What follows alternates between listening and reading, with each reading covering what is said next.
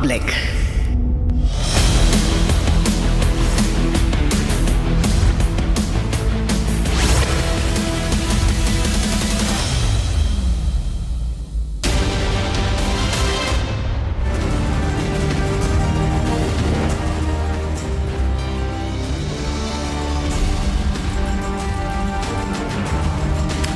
Hi there, welcome to this Sunday edition of This is Exclusive. On a day when Prime Minister has wished well for prosperity of Nepal, we bring to you slivers of normalcy returning from the ground with exclusive reports and of course our reporter live from Kathmandu. Also, Pakistan is at it again, rebuilding the Lashkar-e-Taiba headquarters with full Pakistan army support. Very exclusive insights there. Let's begin with the headlines.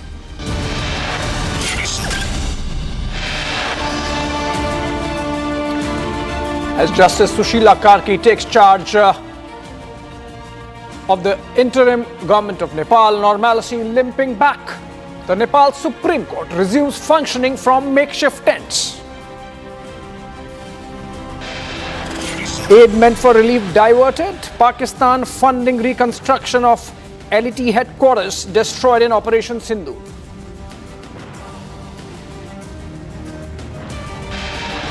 Congress party के अध्यक्ष ने कहा था कि मोदी नाचने गाने वालों को भारत रत्न दे रहा है। असम के बेटे का, भारत के सपूत का कांग्रेस ऐसे अपमान करती है।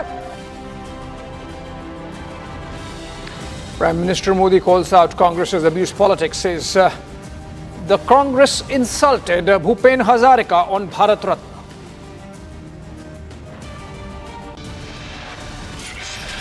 कांग्रेस देश विरोधियों की, घुसपैठियों की भी बहुत बड़ी रक्षक बन चुकी है। कांग्रेस जब सत्ता में थी तो घुसपैठ को बढ़ावा देती थी। Congress supports infiltrators. PM pledges to make Assam infiltrators free, says illegal immigrants changing demography. Protests in anger against India versus Pakistan cricket match grows. Families of Pahalgam victims speak out.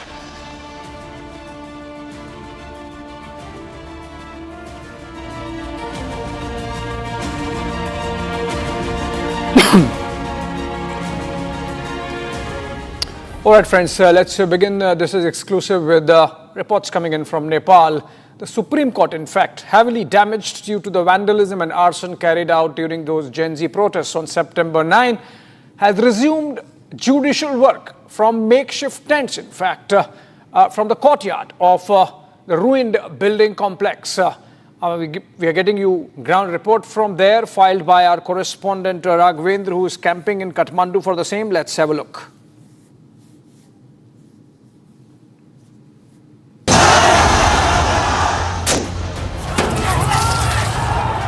In Kathmandu, Nepal Supreme Court rises from the ashes quite literally.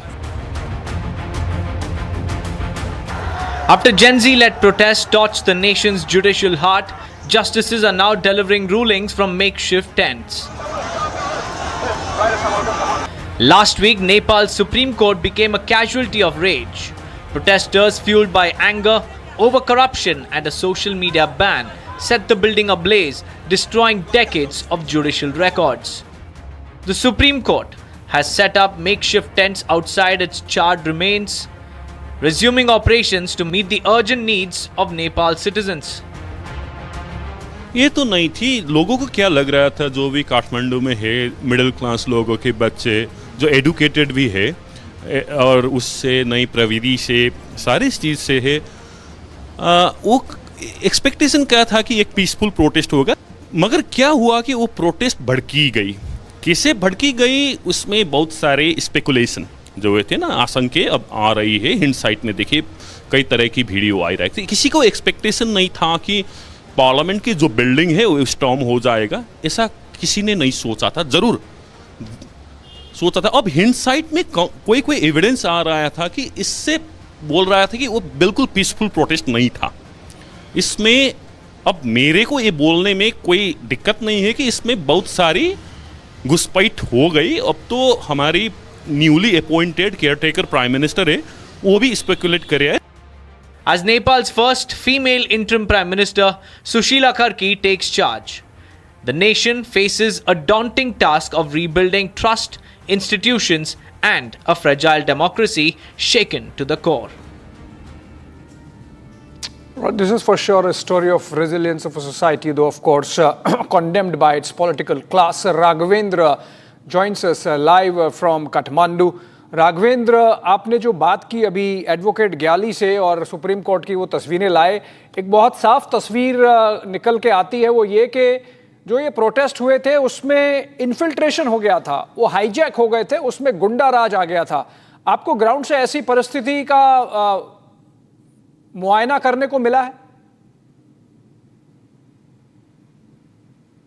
बिल्कुल। देखिए, मैं इतने दिन से हूँ, मैंने जो देखा है वो अपना अनुभव कि जो सिचुएशन था, जिस तरह से सोशल मीडिया पर चलाया गया कि 8 तारीख को शांतिपूर्ण ढंग से प्रोटेस्ट होगा, जिसमें जेनजी और तमाम लोगों को उसमें समर्थन था।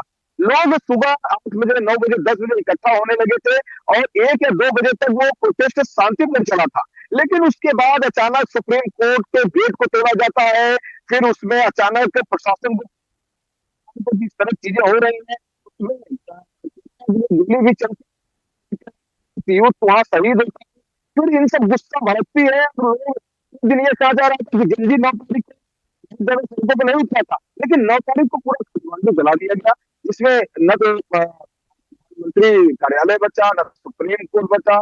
क्या कहते हैं कि कोई 5 स्टार जैसे होटलों पर भी आग लगा दिया, तमाम थानों को लूट लिया गया, जेल तोड़ दिया, सब कुछ हुआ इधर। तो इसमें प्रधानमंत्री जो वर्किंग अभी प्रधानमंत्री है शीला कार्की, उन्होंने भी कहा कि पहले नजर में ये लगा राघवेंद्र, इसमें भी इस तरह की हिंसा।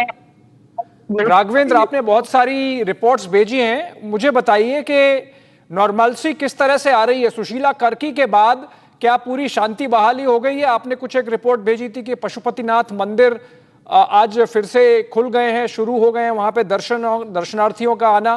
क्या जमीन पर परिस्थिति कही जाए कि एकदम नॉर्मल हो गई है? बिल्कुल। देखिए, जब से इन्होंने शपथ लिया है सुशीला कार्की ने, तब से स्थिति वाकई बहुत तारुफ है। आज सुप्रीम कोर्ट भी खुल गया,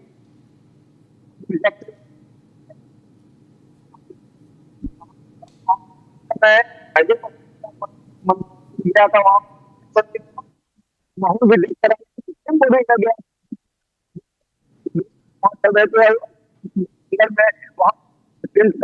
गया है, क्योंकि बिल्डिंग जला दिया गया है। और बहुत सारी चीजें शुरू हुई है, जेल टूट गया था, जेल प्रशासन वहां पर शुरू कर दिए हैं। तो इस तरह की चीजें नॉर्मल भी खुल गया है, काठमांडू शुरू हुई है। ओके राघवेंद्र, आपके थोड़ा ऑडियो में हमें समस्या आ रही है, so we'll try and reconnect maybe and then come back to you. But on the same story, in fact, while in Kathmandu we are seeing this situation, we also have Sri Ravi Shankar, who spoke on the situation in Nepal to our correspondent Gopi Shah a while back. Let's listen to him. You know, young people are coming out, and Gen Z especially, they need to be given an opportunity to take care of the country, to take care of the whole society. I'm glad that they have come out and the whole issue is all resolved just in 2 days of time. And then after that, the children came on the street, and of course, it's not the intention of children to set fire here and there, but you know, antisocial elements, they just barge into such movements. I wish a very more prosperous, stable Nepal, and I welcome all the Gen Z youngsters that they have proved that they can take responsibility for the country and bring the needed changes, most needed changes in that country. All right, on to our second exclusive, which is to our western neighbor, Pakistan.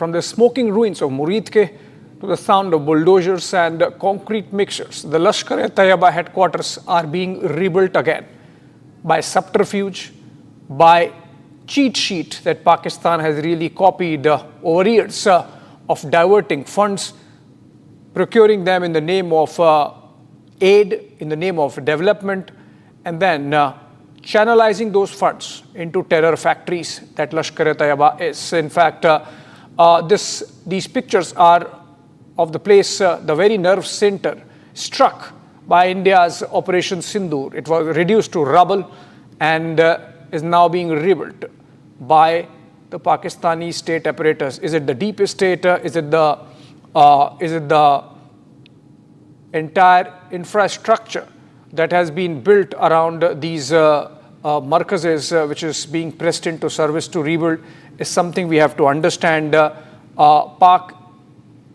connections are very clear in this rebuilding of Lashkar-e-Taiba headquarters at Muridke. For more on this, Gursimran joins us. These are pictures, exclusive pictures, friends.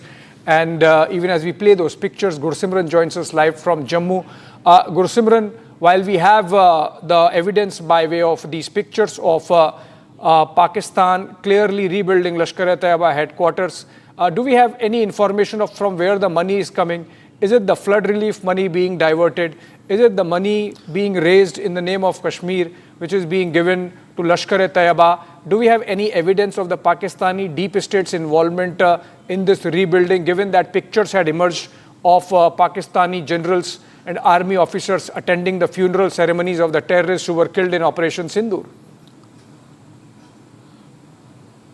Yes, Abhishek, if you look back to the date in what has happened in the last 4 to 5 months, this almost clears from where the funding is coming to Lashkar-e-Taiba, who all are supporting. See, first the Muridke was hit. India gave ample proofs to the Pakistan that it was the base of Lashkar-e-Taiba. It was not only the accommodation facility, but also the weapon storage facility and also the training facility of the cadre of Lashkar-e-Taiba. So it was hit by the India using its Mirage, and it was of very few first strikes that India had. It was roughly around 1:10 in the morning of May of 7th when Operation Sindoor was launched.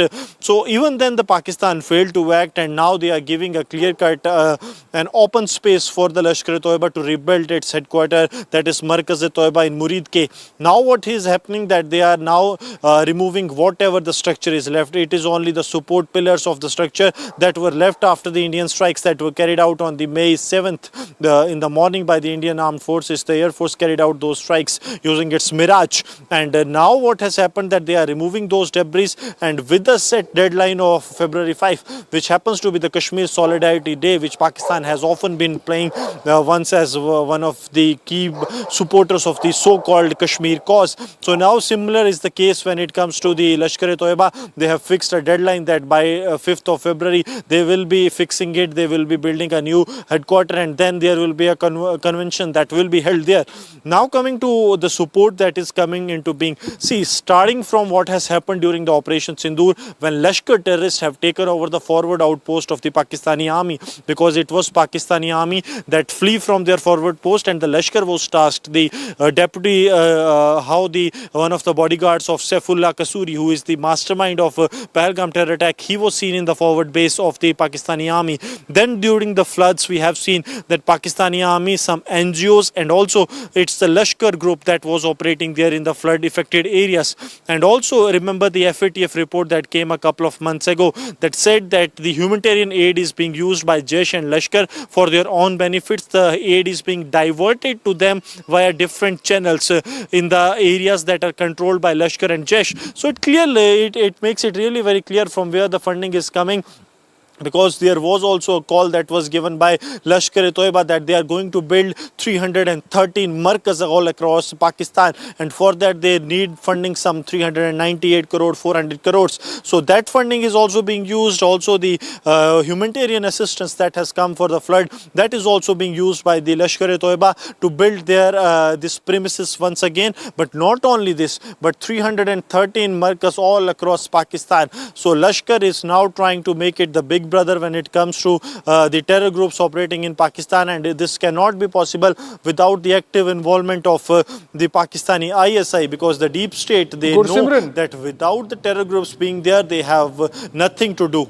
Yeah, Gursimran, one quick question before I let you go, because I believe you mentioned that a February 2026 deadline has been put for this project, and that Pakistani state is channelizing about 4 crore rupees by way of funds to get the Murid ke headquarters up.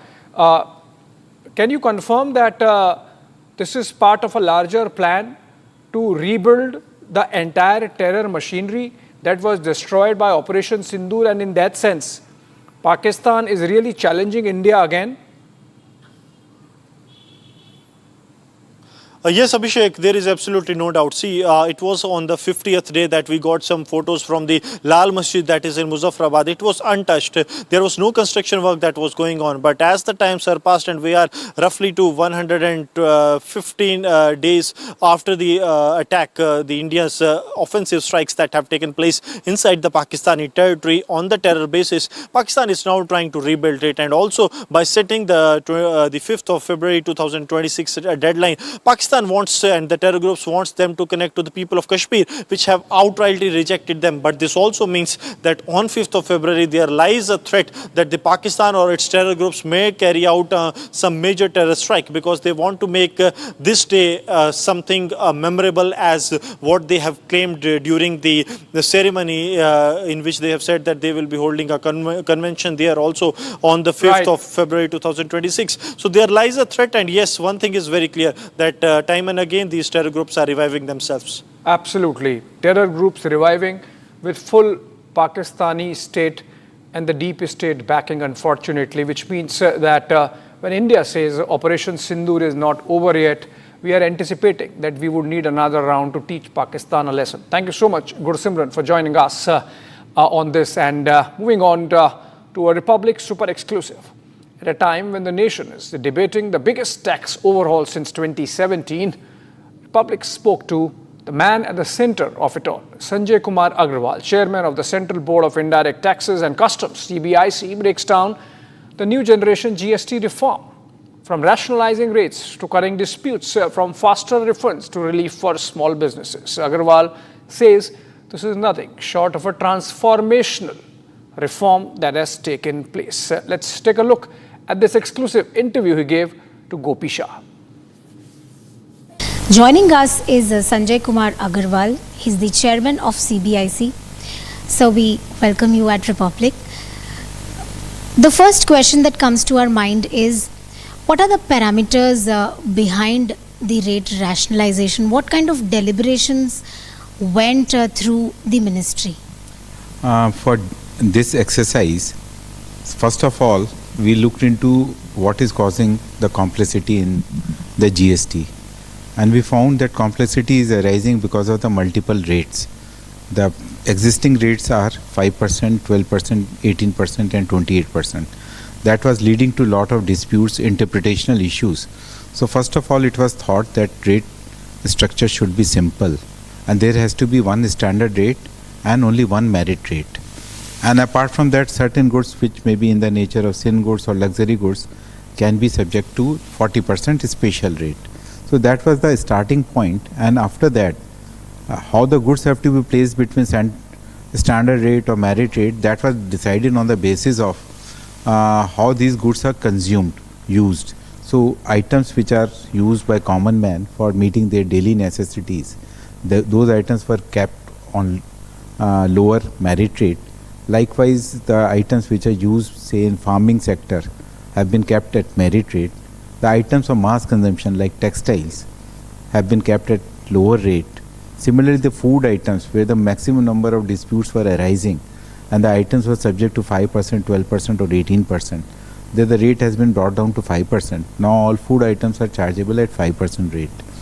Similarly, the items which were in 28%, items for like TVs or large screen TVs or air conditioners or cement.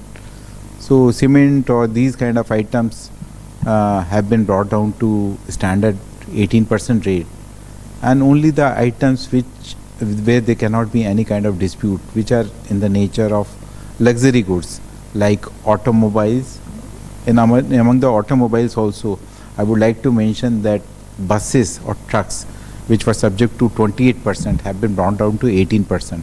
And that, in fact, bringing down the rate on trucks from 28% to 18% will make an impact on our logistics cost, which are stated to be higher than as compared to other developed economies. So only on the cars which are maybe in mid segment or luxury segment, these are subjected to 40% rate. So in an interview with our editor-in-chief Arnab Goswami, Sanjeev Sanyal had in fact mentioned about this, that this is just the beginning. GST reform is just the beginning. What can we expect from the government in the coming months? What else is expected after GST reforms? I will be talking only about the GST. What more can be done on GST? Because otherwise it's a transformational reform, and it has taken care of the rate anomalies and made the rate structure very simple. Not GST is truly simple and transparent tax system.